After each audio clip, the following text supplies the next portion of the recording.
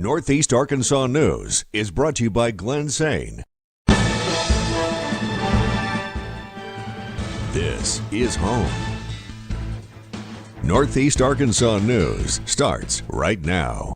Good evening. I'm Jennifer Lindgren. The Jonesboro City Council has granted approval for a private club permit located on the campus of Arkansas State University. Our Jerica Wilson brings us the details, given that Craighead County is designated as a dry county. Yes, Jennifer, big news for a dry county like Craighead. Approved by the City Council, pretty soon, alcohol will be served at the Den Zone here on A-State's campus. The Den Zone of Jonesboro is a non-profit private club. A-State is remodeling the pavilion that will have multiple food and drink options for guests, kitchen upgrades, ADA accessibility, as well as entertainment and meeting spaces. I think that a lot of people are probably coming into social environments for the first time, and so they're going to try alcohol, and so as long as students are being responsible with it, it's not going to be a problem. Now when students act recklessly with it, it can be dangerous, but I think that overall good for the county and good for businesses overall. It has been confirmed that this will be in effect in 30 days. Jerica Wilson, Northeast Arkansas News, Jonesboro. Storm chances are still sticking around throughout the week, but the heat is the main concern. Let's go to meteorologist Sam Ryan now. He's got our first forecast. Sam. Hi, thank you. Welcome, everybody. Well, we have another heat advisory, which has been issued for the day tomorrow, sort of extended, if you will, as temperatures tonight not cooling off much, only down to 77. We had a couple storms around the region here earlier today. Less of a chance tomorrow. Temps now skyrocketing all the way up to 97 degrees with a heat index value of 105, maybe on a low end, to about 110. Around 107 is the forecast here locally. We'll get a look at the weekend coming up. Thank you, Sam. People in Northeast Arkansas who were affected by the March and April storms this year can now apply for food assistance from the USDA. Our Justin Briggs has more on what this means for those who were impacted. The USDA recently announced that Arkansans who are affected by the severe storms that took place in March and April of this year may be eligible to receive food assistance through a form of SNAP. The USDA estimates that more than 10,000 households in the state will be eligible to receive the benefits.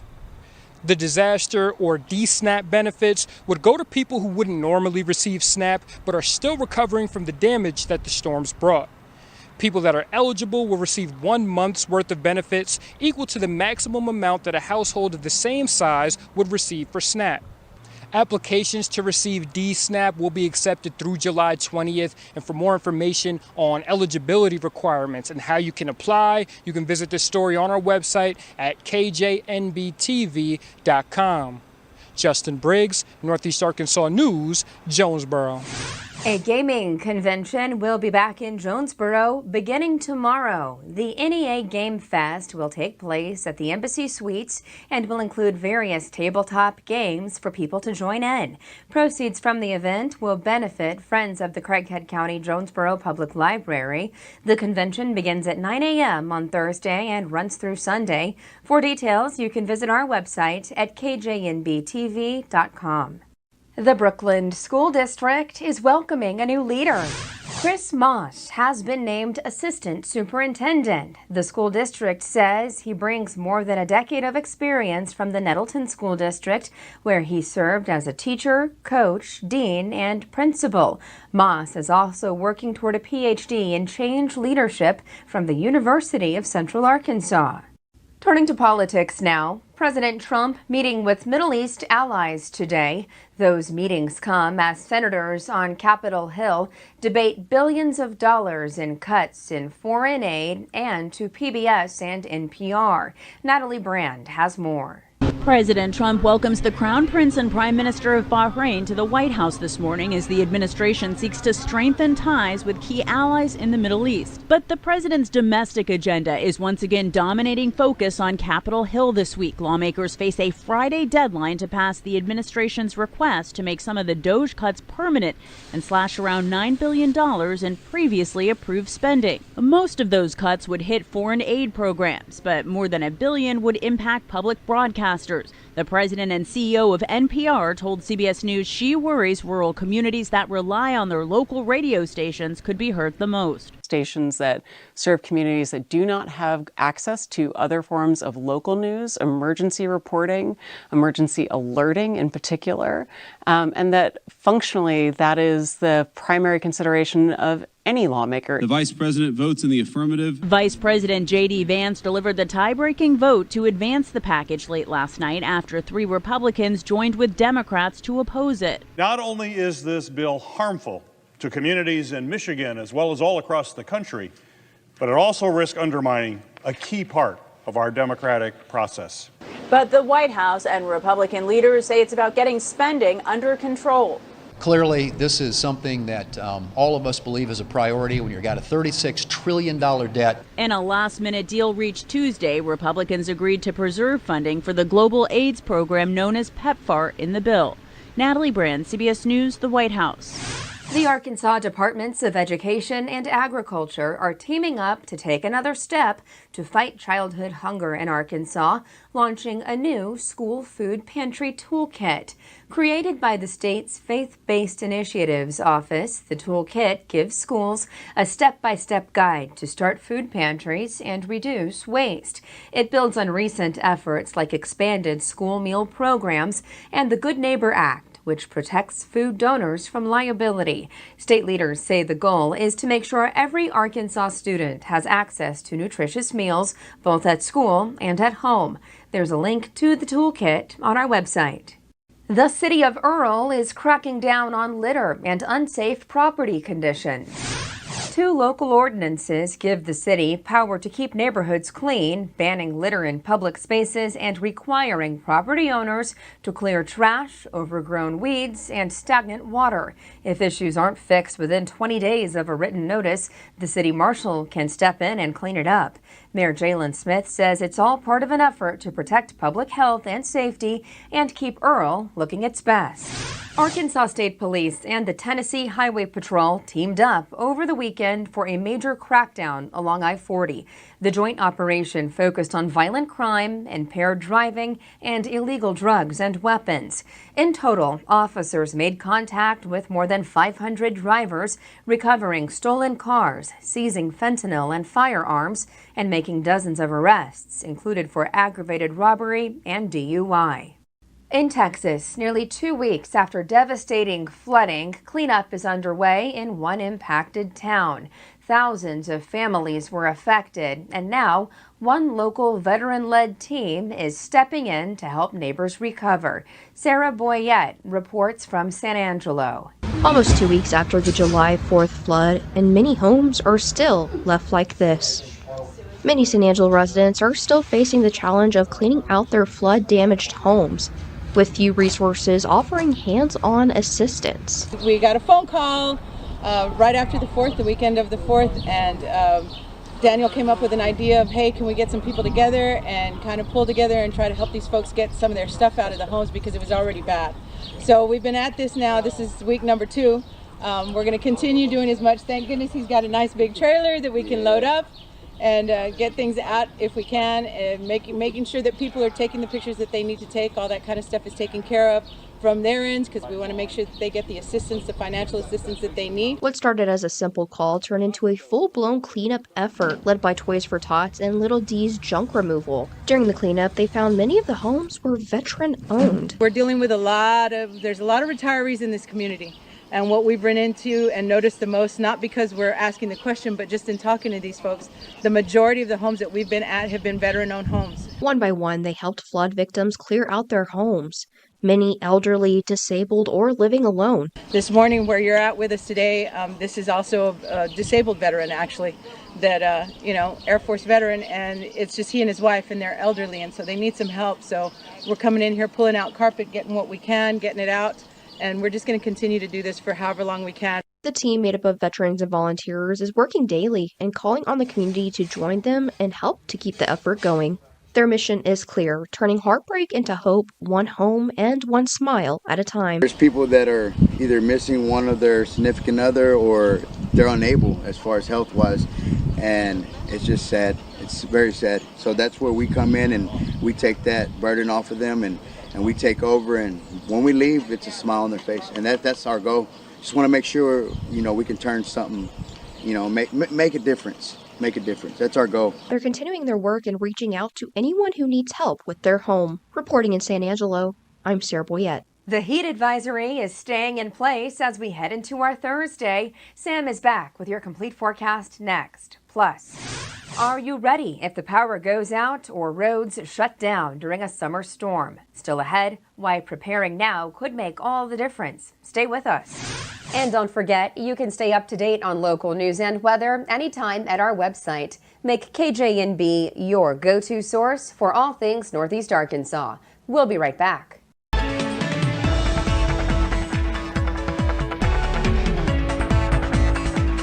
Welcome, everybody. We have a heat advisory again for our Thursday. It's going to be a warm afternoon. The good news is going into the weekend, we'll see that heat kind of trimmed down slightly, just taking the edge off. And that's due to a slightly increasing chance of a few showers and storms out here, and also a little bit more cloud cover. But still plenty of sunshine, plenty of dry periods. It's a pretty low end chance, in fact. We're kind of on the western fringe of where we might see a few storms. Down to 77 overnight tonight. The winds will be light, 97 for a high tomorrow with that humidity in place. It's going to be stifling out here, feeling closer to 107 to 110. Check this out as we look at Pocahontas, 108. Corning also, and Blytheville at 107. Excuse me, a heat advisory again for the day Thursday. And we'll get a few more storms in here by Friday afternoon. Saturday afternoon, again, still pretty low in chance, but it's there. And any storms that do end up hitting could produce some heavy downpours, some torrential downpours. At any rate, the heat is just getting started. So the good news is about this year, we haven't had this mega heat dome over the area like we've seen in years past, where we just have almost a whole month of triple-digit temperatures. But this year's actually been pretty mild. We are going to ramp that up slightly next week, and then it backs down again.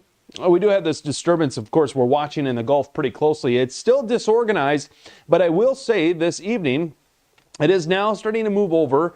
More favorable conditions, warm ocean water temperatures, and less wind shear, which could end up getting this thing going possibly into a tropical depression.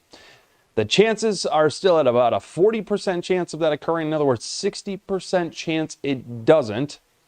And we just have storms across the far south, and it doesn't look like the rainfall amounts are going to have a huge impact. There could be some localized flooding concerns right along the coastline. For us, we're too far to the north, but we may end up seeing a little added moisture from that system. It's just going to hover down there through about Sunday and then dissipate. But some of that moisture getting released, and we could see a little activity from that. In other words, some heavy downpours and a few storms this weekend. We have a general thunderstorm chance technically here Thursday with a marginal threat of isolated flash flooding.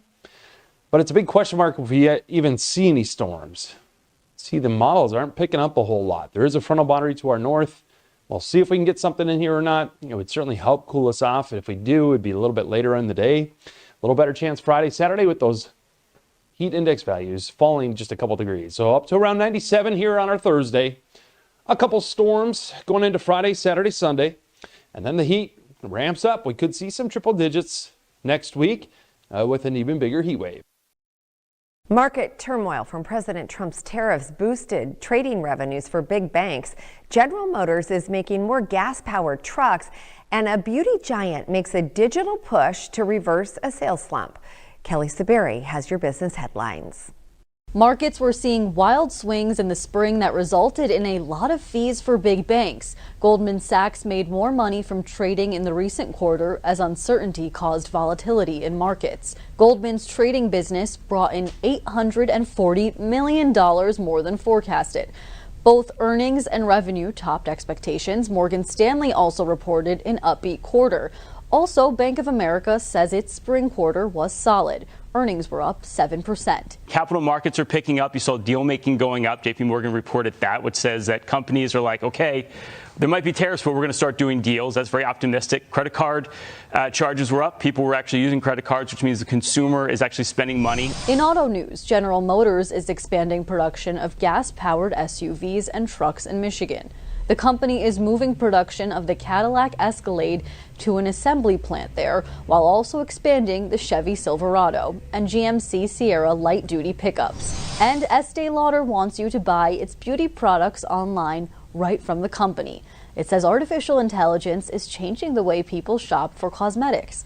AI will suggest and discover complementary products. The company is also mining consumer data and online buzz to spot trends more quickly and create products that capitalize on them. In Chicago, Kelly Saberi, Fox Business. Summer usually means fun in the sun, but it can also bring dangerous weather. That's why experts are telling people to be prepared now. Sean Langill shows the importance of a storm emergency kit and the essentials you'll need. With the summer months exposing millions to the potential risk for severe weather events, tornadoes, hurricanes, we can see flooding a lot of times in the summer. Hurricanes are becoming more frequent. They're becoming more intense. Health experts say you don't want to wait until disaster's at your door to start gathering supplies, citing the insides of a well-stocked emergency kit that can help you ride out the aftermath of a storm. I have a flashlight. I have matches that are in a water container, sealed container, so that way if I need to start a fire somewhere, those are protected from the elements. I have some extra medications, such as over-the-counter medications, but any of my prescription medications as well. I have a small first aid kit, warm blankets or extra clothing. Also think about having baby wipes. You may not be able to access a full bathroom and you can kind of wash yourself down. And whether you decide not to evacuate or don't have time to safely leave before a storm, it's crucial to have enough food and water on hand just in case. Have at least a gallon of water per person per day for at least 3 days in your home. That you have enough non-perishable foods in your home for 3 days. Meanwhile, in the wake of the recent deadly flash flooding across central Texas, health experts recommend knowing several high-ground locations around your home so you can head there in case of danger. Flash flooding is super scary, though, because it can happen in any community, though we often think of it as near water or if you live in flood zones, but you need to be aware of. Sean Langill, Fox News. If you're hitting the road for your summer vacation, engineering experts say one simple change could make your trip safer. We'll tell you what that is next. Summer means more vacationers hitting the road. Gary Baumgarten explains how engineers say you can make those trips safer and smoother. Hitting the streets this summer, you won't be alone. Recent data from Deloitte finds more Americans are planning summer travel this year compared to last, and more are opting for road trips. If you look at sort of the traffic patterns throughout the year, the summer months we have the most vehicle miles traveled, and with that additional vehicle miles traveled, there come more crashes, more fatalities, more serious injuries. But if your journeys involve heading through cities, there may be a method to help reduce the risk for accidents. So the idea that we have is to eliminate left turns in downtown streets, particularly downtowns with sort of like a grid-like pattern. According to Vikash Gaya, professor of civil and environmental engineering at Pennsylvania State University, about 61% of crashes at intersections involve a left turn. The reason that the left turns are so dangerous is that you have a vehicle that's turning in front of the path of oncoming traffic, where the driver of the left-turning vehicle has to judge when there's a sizable gap in order to make that left turn. If they misjudge that, they get hit by that oncoming traffic or hit the oncoming traffic. On average, cars avoiding left turns in urban areas will travel about an extra block to reach their destinations, but this doesn't always mean added time to the trip. By simplifying the signal timing at the intersection, you're going to travel through more intersections, one more intersection on average, but you're going to spend less time stopped at each intersection. And that has huge advantages because it means that you'll actually get to where you want to go faster. Gary Baumgarten, Fox News. One California family lost their beloved dog, but as Henry Lee reports, their grief took an unexpected turn. I love you. I love you. Good boy. That's a half Chihuahua, half Rat Terrier named Rufus. The dog was vocal and learned how to say I love you, and he was loved. Jillian Reef adopted Rufus from the SFSPCA back in 2016. He was there for her engagement, wedding, childbirth, a new home in Alameda. And he was always the dog that greeted, and I don't think there was an event that Rufus was not here for. But in April, Rufus died without warning from a gallbladder issue at age 15. Reef and her family were devastated. It felt like the most profound loss you can imagine. It was gut-wrenching. It was terrible. On the night Rufus passed, Reef's daughter happened to see a photo of a dog on the website of Muttville, a senior dog rescue in San Francisco. She showed it to me and said, "Mom, look, it looks like Rufus." And within days, the family went to Muttville just to take a look. And his happy, wonky, sideways little trot, just my heart sunk because it was like I was looking at our dog.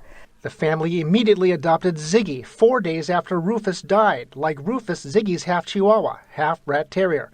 You can see the resemblance. That's Rufus on the left, Ziggy on the right. The uncanny nature of their personality traits being identical, not just similar, but identical, every day and hour that passed. Both dogs like lying next to the kids, and they're both very vocal. Floored by the similarities and bursting with curiosity, Reef decided to get a DNA test last month. The results were stunning. It said that they were an identical DNA match and that Ziggy was actually the biological father of Rufus. Like father, like son. It's like a Hollywood scriptwriter wrote it. Sherry Franklin is founder of Muttville. It's rare that any of us get a second opportunity to be with their soulmate dog after they pass away. I mean, what a gift and a blessing that is. I think that he knows he was always meant to be here, and that this last chapter of his life, which we are incredibly blessed to spend with him, he knows that he's in the right place. The family's enjoying every moment with Ziggy while embracing their memories of Rufus. We'll be right back.